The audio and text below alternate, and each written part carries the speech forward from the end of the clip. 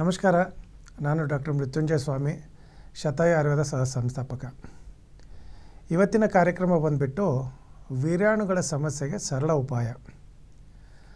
ತಾವು ನೋಡಿರ್ಬೋದು, ಇತ್ತೀಚಿನ ದಿನಗಳಲ್ಲಿ ಮಕ್ಕಳಾಗದೇ ಇರೋ ದಂಪತಿಗಳು ತುಂಬಾ ಜಾಸ್ತಿ ಇದ್ದಾರೆ.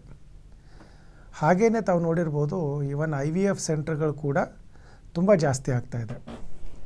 ಮುಂಚೆ ನಾವು ಎಲ್ಲೋ ಒಂದೊಂದು ಸಿಟಿಯಲ್ಲಿ ಒಂದಿರೋದು, ಈಗ ಪ್ರತಿಯೊಂದು ಸಿಟಿಯಲ್ಲೂ ಕೂಡ 15, 20, 30 IVF ಸೆಂಟರ್ಗಳನ್ನು ನೋಡ್ತಾ ಇದ್ದೀವಿ.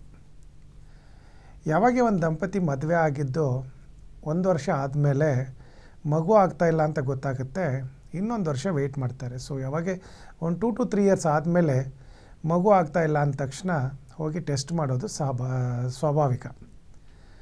ತಾವು ನೋಡಿರ್ಬೋದು, ಎಷ್ಟೊಂದು ಸಾರಿ ಈ ಗಂಡು ಮಕ್ಕಳಲ್ಲಿ ಬರ್ತಕ್ಕಂಥ ಈ ವೀರ್ಯಾಣುಗಳ ಸಂಬಂಧಿತ ಒಂದು ಟೆಸ್ಟ್ ಏನು ಮಾಡ್ತಾರೆ, ನಾವು ಅದನ್ನು ಸೆಮೆನ್ ಅನಲೈಸಿಸ್ ಅಂತ ಹೇಳ್ತೀವಿ. ಅದು ಮಾಡಿದಾಗೆ ನಾವು ತುಂಬ ಸರಿ ನೋಡಿದ್ದೀವಿ, ಎಷ್ಟೊಂದು ಗಂಡು ಮಕ್ಕಳಲ್ಲಿ ವೀರ್ಯಾಣುಗಳು ಉತ್ಪತ್ತಿನೇ ಆಗ್ತಾ ಇರಲ್ಲ, ಅಥವಾ ಉತ್ಪತ್ತಿ ಆಗ್ತಾಯಿದ್ರೆ ಎಲ್ಲೋ ಒಂದು ಕಡೆ ಕಡಿಮೆ ಪ್ರಮಾಣದಲ್ಲಿ ಉತ್ಪತ್ತಿ ಆಗ್ತಾ ಇರುತ್ತೆ. ಅಂದರೆ ಅದರದ್ದು ಕೌಂಟ್ ಕಡಿಮೆ ಇರುತ್ತೆ. ಅಥವಾ ಒಂಚೂರು ಸರಿಯಾದ ಪ್ರಮಾಣದಲ್ಲಿ ಇದ್ದರೂ ಕೂಡ ಅದರಲ್ಲಿ ಮೊಟಿಲಿಟಿ ಸರಿಯಾಗಿರೋದಿಲ್ಲ, ಅದರಲ್ಲಿ ಜೀವಾಂಶ ಚೆನ್ನಾಗಿರೋದಿಲ್ಲ. ಅದನ್ನು ಕೂಡ ನೋಡಿದ್ದೀವಿ. ಇನ್ನು ಕೆಲವೊಂದರಲ್ಲಿ ಪ್ರಮಾಣ ಏನೋ ಸರಿಯಾಗಿರುತ್ತೆ, ಆದರೆ ಅದರಲ್ಲಿ ಇನ್ಫೆಕ್ಷನ್ ಜಾಸ್ತಿ ಇರುತ್ತೆ. ಸೊ ಹಾಗಾಗಿ ಮಕ್ಕಳಾಗೋದ್ರಲ್ಲಿ ತೊಂದರೆಯನ್ನು ಮಾಡಿಕೊಡುತ್ತೆ. ಆಮೇಲೆ ತಾವು ಎಷ್ಟೊಂದು ಸರಿ ನೋಡಿರ್ಬೋದು, ನಿಮ್ಮದು ಸೆಮೆನ್ ಅನಲಿಸಿಸ್ ರಿಪೋರ್ಟ್ ನೋಡಿದ ತಕ್ಷಣ 1 ಮಂತೋ ಅಥವಾ 2 ಮಂತ್ಸೋ ಒಂದು ಯಾವುದಾದ್ರೂ ಒಂದು ಮೆಡಿಸಿನ್ ಕೊಡ್ತಾರೆ. ಕೊಟ್ಟ ಮೇಲೆ ಮತ್ತೆ ಟೆಸ್ಟ್ ಮಾಡಿದಾಗೆ ಅದು ಯಥಾ ಪ್ರಕಾರವಾಗಿ ಅದೇ ರಿಪೋರ್ಟ್ ಬಂತು ಅಂತಂದರೆ ಡಾಕ್ಟ್ರುಗಳು ಹೇಳ್ತಾರೆ, ಇಲ್ಲ, ನಿಮ್ಮ ಒಂದು ವೀರ್ಯಾಣುವಿಂದ ಮಗು ಮಾಡೋದಕ್ಕೆ ಆಗ್ತಾ ಇಲ್ಲ, ಸೊ ನೀವು ಆದಷ್ಟು ಡೋನರ್ ಸ್ಪರ್ಮಿಗೆ ಹೋಗಿ ಅಂತ. ಅದು ಕೇಳಿದ ತಕ್ಷಣ ಈ ಮಕ್ಕಳಿಲ್ಲದೆ ಇರೋ ದಂಪತಿಗಳಿಗೆ ಒಂದು ಆಕಾಶ ತಲೆ ಮೇಲೆ ಬಿದ್ದಾಗೆ ಆಗುತ್ತೆ. ಯಾಕಂದರೆ ಇದು ಎಲ್ಲದಕ್ಕೂ ಕೂಡ ಯಾವುದೋ ಒಂದು ಮೆಡಿಕಲ್ ಸೈನ್ಸಲ್ಲಿ ಅದಕ್ಕೆ ಟ್ರೀಟ್ಮೆಂಟ್ ಇಲ್ಲ ಅಂದರೆ ಬೇರೆ ಕಡೆ ಟ್ರೀಟ್ಮೆಂಟ್ ಇಲ್ಲ ಅಂತ ಅರ್ಥ ಅಲ್ಲ. ಅದಕ್ಕೆ ತುಂಬಾ ಚೆನ್ನಾಗಿ ನಮ್ಮ ಆಯುರ್ವೇದದಲ್ಲಿ ಈ ವೀರ್ಯಾಣುವಿನ ಸಮಸ್ಯೆಗಳಿಗೆ ತುಂಬಾ ಚೆನ್ನಾಗಿರೋ ಟ್ರೀಟ್ಮೆಂಟ್ ಇದೆ. ಅದರಲ್ಲೂ ನಿಮಗೆ 0 ಕೌಂಟು, ಅಂದರೆ ನಿಮಗೆ ಕೌಂಟೇ ಇಲ್ಲ ಸ್ಪರ್ಮ್ ಕೌಂಟಲ್ಲಿ, ಆವಾಗ ಅಜೂಸ್ಪರ್ಮಿಯಾ ಅಂತ ಬಂದಾಗೆ ಇರ್ಬೋದು, ಅಥವಾ ಕಡಿಮೆ ಪ್ರಮಾಣದ ಕೌಂಟ್ ಇರುತ್ತೆ ಬಟ್ಟು ಒಂಚೂರು ಮೊಟಿಲಿಟಿ ಇರೋದಿಲ್ಲ, ಅಥವಾ ಇನ್ನೊಂದರಲ್ಲಿ ಕೌಂಟ್ ಚೆನ್ನಾಗಿರುತ್ತೆ sperm count but motility complete ಕಡಿಮೆ ಆಗೋಗಿರುತ್ತೆ. 90%, 99%ವರೆಗೆ ಇಮ್ಮೊಟೈಲ್ ಸ್ಪರ್ಮ್ ಇರುತ್ತೆ, ಎಲ್ಲೋ 1-2 ಬದುಕಿರುತ್ತೆ, ಆ ಥರ ಇರುತ್ತೆ. ಎಷ್ಟೊಂದು ಸರಿ ನಾವು ಇನ್ಫೆಕ್ಷನ್ನಿಂದ ಸ್ಪರ್ಮ್ ಪ್ರಮಾಣದಲ್ಲಿ, ವೀರ್ಯಾಣುಗಳ ಪ್ರಮಾಣದಲ್ಲಿ ಕಡಿಮೆ ಆಗಿರೋದನ್ನು ಕೂಡ ನೋಡಿದ್ದೀವಿ. ಇದು ಪ್ರತಿಯೊಂದಕ್ಕೂ ಕೂಡ ನಾವು ಸಪ್ರೇಟ್ ಆಗಿರ್ತಕ್ಕಂಥ ಚಿಕಿತ್ಸೆ ಇರೋದರಿಂದ ತಾವು ಹೆದರ್ಕೊಳ್ಳೋದು ಬೇಕಾಗಿಲ್ಲ, ಯಾವುದೇ ಥರದ ವೀರ್ಯಾಣುವಿನ ಸಮಸ್ಯೆ ಇರಲಿ. ಇನ್ನು ಕೆಲವೊಬ್ಬರು ಕ್ವಶನ್ ಕೇಳೋದು ಭಾಳ ಸಹಜ, ಇಲ್ಲ ಯಾವಾಗ ಅಲ್ಲಿ 0 ಕೌಂಟ್ ಇದೆ, ಅಜೂಸ್ಪರ್ಮಿಯಾ ಅಂತ ಸೆಮೆನ್ ಅನಲಿಸಿಸ್ ರಿಪೋರ್ಟ್ ಕೊಟ್ಟಿದ್ದಾರೆ, ನಾನೊಂದು 2-3 ತಿಂಗಳು ಔಷಧಿ ತೊಗೊಂಡ್ಮೇಲೂ ಕೂಡ 0 ಕೌಂಟ್ ಇದೆ ಅಂದರೆ, ಹಾಗಾದರೆ ಡಾಕ್ಟ್ರೆ ನಿಮ್ಮಲ್ಲಿ ಅದು ಯಾವ ಥರ ಚಿಕಿತ್ಸೆ ಇದೆ ಸೊ ದಟ್ ಕೌಂಟ್ ಇಂಪ್ರೂವ್ ಆಗುತ್ತೆ ಅಥವಾ ನಮಗೆ ಮಗು ಆಗುತ್ತೆ. ಯಾಕಂದರೆ 0 ಕೌಂಟ್ ಬಂತು ಅಂದರೆ ವೀರ್ಯಾಣು ಇಲ್ಲ ಅಂದರೆ ಮಗು ಆಗೋದಿಲ್ಲ. ಸೊ ಅದರಲ್ಲಿ ತಾವು ಹೆಂಗೆ ಇದನ್ನು ಕಾನ್ಫಿಡೆಂಟಾಗಿ ಹೇಳ್ತೀರಾ ಅಂತ ತಾವು ಕ್ವಶನ್ ಕೇಳೋದನ್ನು ಸಹಜ. ಅದಕ್ಕೆ ಅಂತಲೇ ಈ ಎಪಿಸೋಡನ್ನು ನಾವು TV9 ಸಹಭಾಗಿತ್ವದ ಜೊತೆಗೆ ಈ ಪ್ರೋಗ್ರಾಮ್ನ ನಿಮ್ಮನ್ನೆಲ್ಲ ಎಜುಕೇಟ್ ಮಾಡೋಕ್ಕೆ ಅಂತಲೇ ನಾವು ಮಾಡಿರೋದು.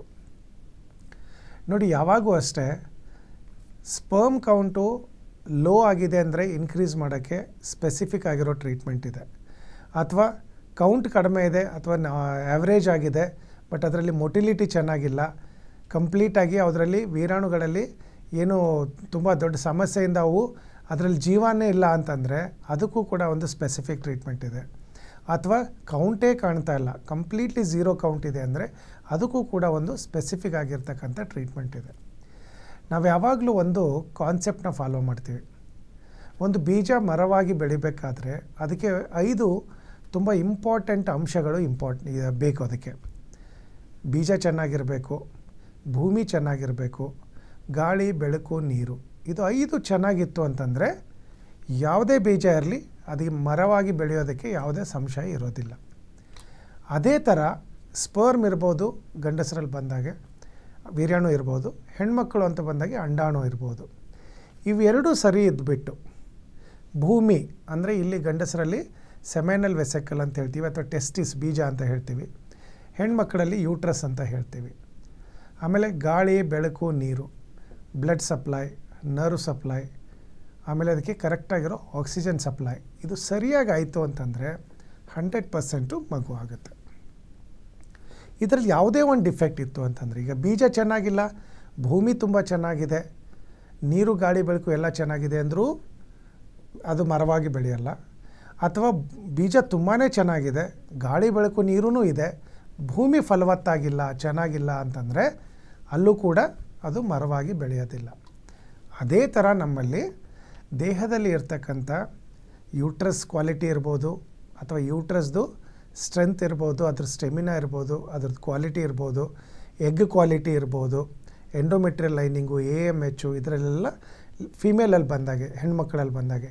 ಗಂಡಸರಲ್ಲಿ ನಮ್ಮದು ಟೆಸ್ಟಿಕಲ್ದು ಸೈಜ್ ಇರ್ಬೋದು, ಅದರಲ್ಲಿ ಪ್ರೊಡಕ್ಷನ್ ಕೆಪಾಸಿಟಿ ಇರ್ಬೋದು, ಅದರಲ್ಲಿರ್ತಕ್ಕಂಥ ಸ್ಪರ್ಮ್ ಪ್ರೊಡಕ್ಷನ್ ಮಾಡ್ತಕ್ಕಂಥ ಸೆಲ್ಸ್ ಇರ್ಬೋದು. ಆಮೇಲೆ ಹೆಣ್ಮಕ್ಕಳಲ್ಲಿ ಅಥವಾ ಗಂಡು ಮಕ್ಕಳಲ್ಲಿ ಹಾರ್ಮೋನಲ್ ಬ್ಯಾಲೆನ್ಸು ಚೆನ್ನಾಗಿತ್ತು, ಆಮೇಲೆ blood supply, nerve supply, hormone supply ಎಲ್ಲ ಚೆನ್ನಾಗಿತ್ತು ಅಂತಂದರೆ ಯಾವುದೇ ಥರದ ತೊಂದರೆ ಆಗೋದಿಲ್ಲ. ಇದರಲ್ಲಿ ಯಾವುದಾದ್ರೂ ಒಂದು ಅಂಶ ಕಡಿಮೆ ಆಯಿತು ಅಂತಂದರೆ ಮಗು ಆಗೋದಕ್ಕೆ ಕಷ್ಟ ಆಗುತ್ತೆ.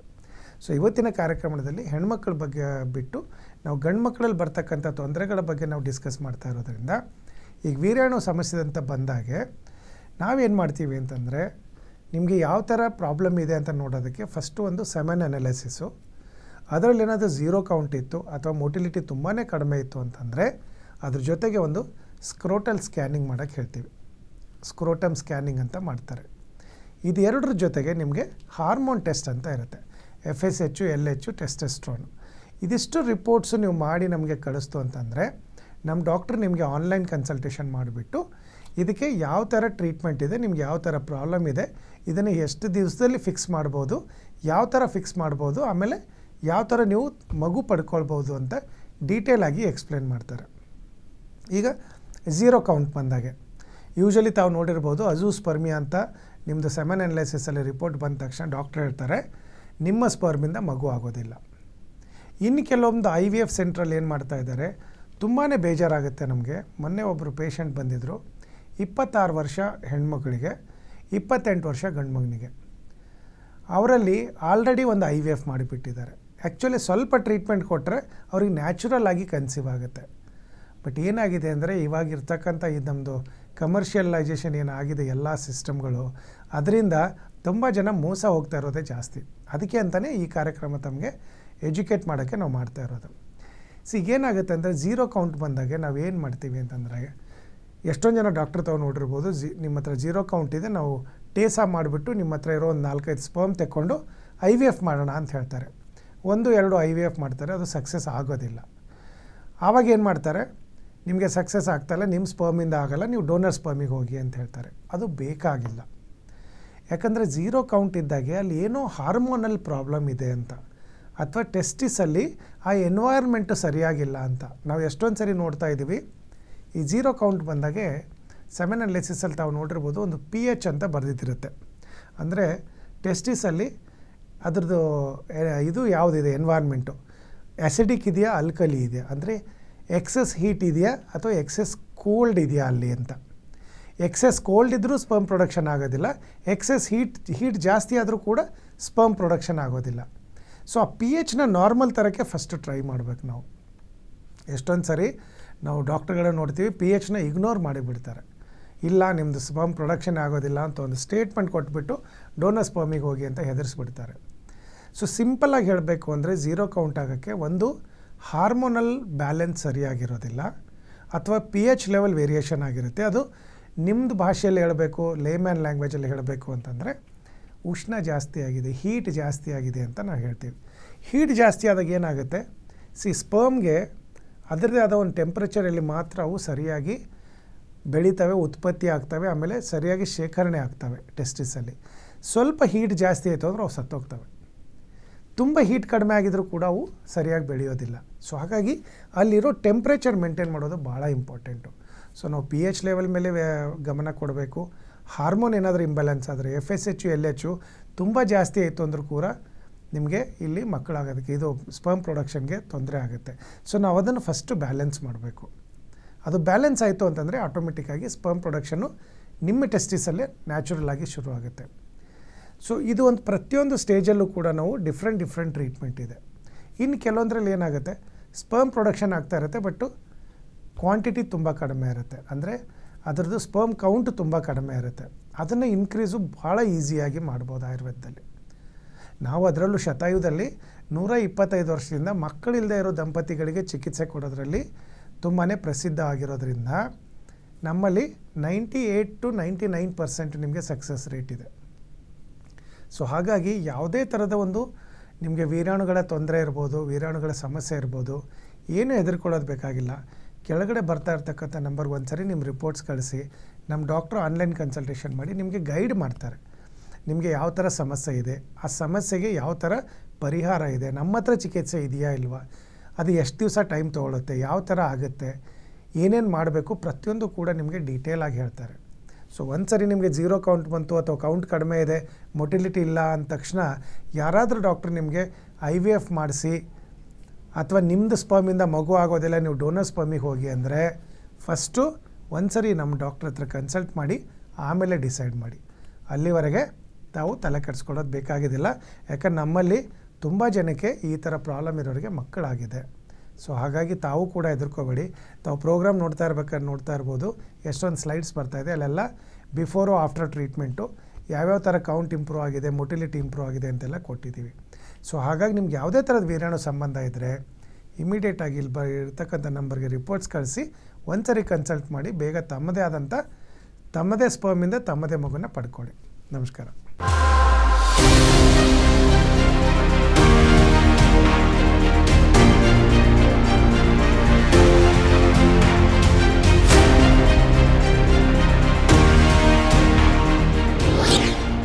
ಶತಾಯು ಆಯುರ್ವೇದ ಸೆಂಟರ್ ಸುಮಾರು 120 ವರ್ಷಗಳ ಇತಿಹಾಸ ಹೊಂದಿರುವಂತಹ ಈ ಆಯುರ್ವೇದ ಸೆಂಟರ್ ಆಯುರ್ವೇದ ಕ್ಷೇತ್ರದಲ್ಲಿ ಮಹತ್ತರವಾದ ಸಾಧನೆ ಮಾಡಿದೆ.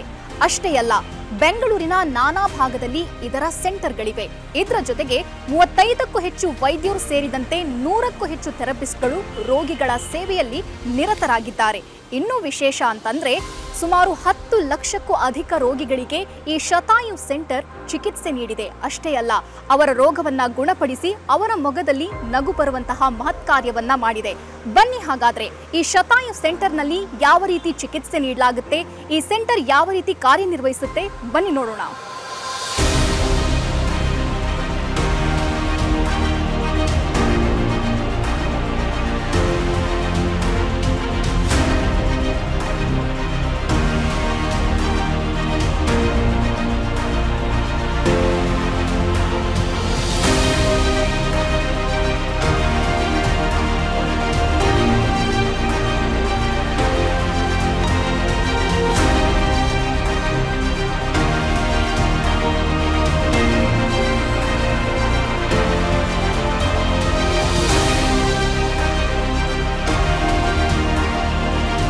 ನೋಡಿದ್ರಲ್ಲ, ಶತಾಯು ಆಯುರ್ವೇದ ಕ್ಲಿನಿಕ್ ಯಾವ ರೀತಿ ಕಾರ್ಯನಿರ್ವಹಿಸುತ್ತೆ, ಉತ್ತಮವಾದ ಚಿಕಿತ್ಸೆ ನೀಡುತ್ತೆ ಅನ್ನೋದನ್ನ. ತಾವೇನಾದರೂ ಒಬಿಸಿಟಿ, ಡಯಾಬಿಟಿಸ್, PCOD ಅಥವಾ ಗರ್ಭಧಾರಣೆಯ ಸಮಸ್ಯೆ, ಕೀಲು ನೋವು, ಗಂಟು ನೋವು ಇಂತಹ ಯಾವುದಾದ್ರೂ ಸಮಸ್ಯೆಯಲ್ಲಿ ಬಳಲ್ತಾ ಇದ್ರೆ ಬೆಂಗಳೂರಿನ ನಾನಾ ಭಾಗದಲ್ಲಿ ಶತಾಯು ಆಯುರ್ವೇದ ಕ್ಲಿನಿಕ್ನ ಸೆಂಟರ್ಗಳಿವೆ. ನಿಮ್ಮ ಹತ್ತಿರದ ಸೆಂಟರ್ಗೆ ಹೋಗಿ ತಾವು ಚಿಕಿತ್ಸೆ ಪಡೆಯಬಹುದಾಗಿದೆ. ಹಾಗಾದ್ರೆ ಯಾಕೆ ತಡ? ಅಡ್ರೆಸ್ ಪ್ಲೇಟ್ ಇಂತಿದೆ, ನೋಟ್ ಮಾಡ್ಕೊಳ್ಳಿ.